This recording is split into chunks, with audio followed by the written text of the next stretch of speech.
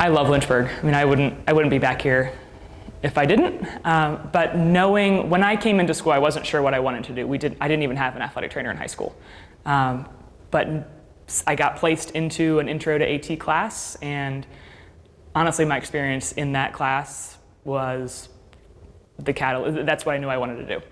And being instantly welcomed into that community, and again, just kind of having confidence instilled in me through that group of people, I would not have gotten that anywhere else in the same way. And again, those people are still here. And I was also given the opportunity to be able to play basketball and do athletic training. And at bigger schools, that's not an option. And even at some smaller schools, it's not an option just because of the time demands on both.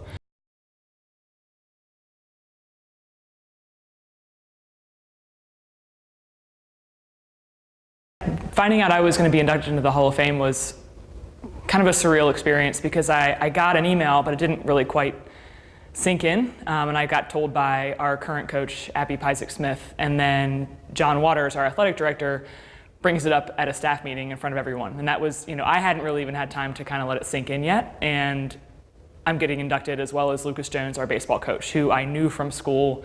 And he's sitting literally right across from me at the conference table, and then like everybody in the room just starts cheering. So it was this really cool kind of group experience where the fact that we're both here at this point was pretty awesome. But honestly, it's still a little surreal. I feel everybody always says humbled when they get inducted or recognized for something like this, and it's pretty awesome to be recognized and to be here recognizing people that I work with every day is just makes it really special.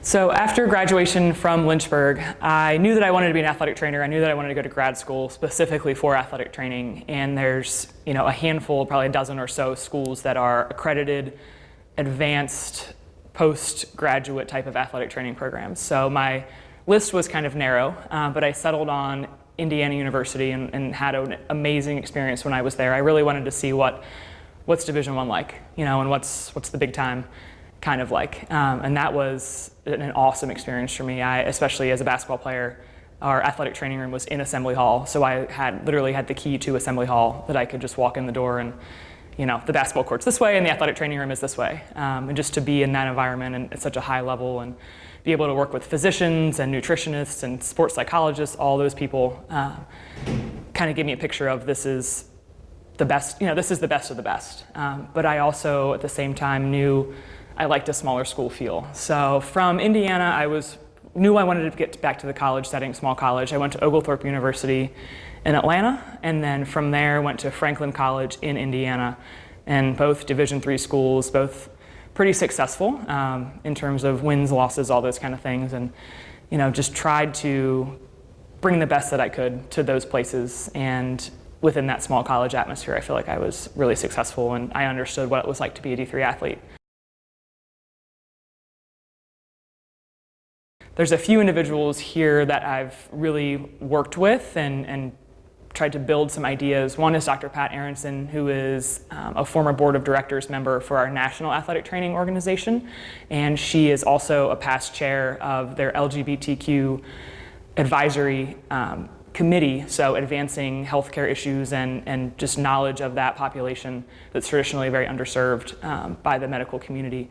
And that's something that she has brought to our campus, the safe space training. We have several coaches that have gone through it. Our athletic training staff has gone through it, and I help her when she presents those workshops on campus as part of the panel. In addition to that, and just issues that affect our athletes every single day, I feel like since I've become the director of athletic training, we have put a big emphasis on the mental health of our student athletes and also their nutrition and how all of those play a role in your success as a whole person, right? Getting enough sleep at night, those types of things. We are educating our athletes as soon as they step foot on campus about the resources that are here with our dining hall staff, with our counseling center, our health center, having them be very proactive in taking care of themselves on those fronts and giving them continued education throughout the year and throughout their time here is our goal.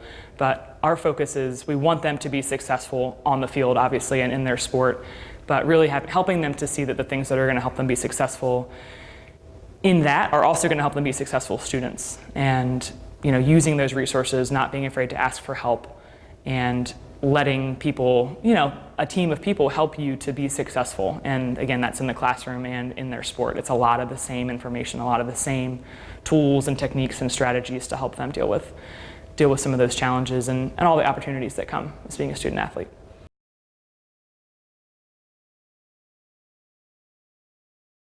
Athletic training is one of those professions that a lot of people don't see everything that we do, right? You see the sidelines, you see when something bad happens and we're on the field, but that's a couple hours of the week, right? I mean, and we love that part. We love the part of getting people to perform and be able to watch them do what they love. I mean, that's the fun part.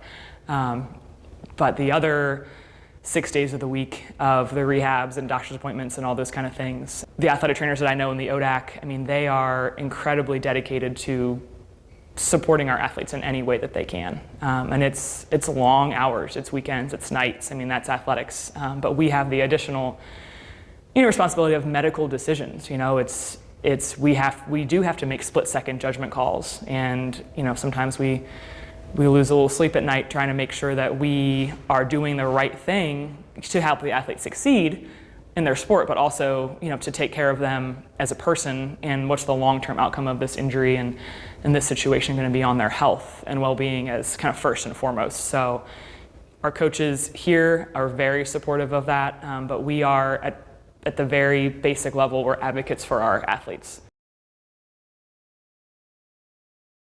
My favorite memory, I would say, actually goes back to my freshman year. It was senior night, so that was one that sticks out to me that I really started to think like, oh, this is big, like we have to get this done. And again, our coach, Abby Pisek-Smith, it was her senior night, so I was a freshman, and we were playing Roanoke, and the gym was packed. And it was one of those like really tight games, and we ended up beating them, and that was, maybe we should not have beaten them that year.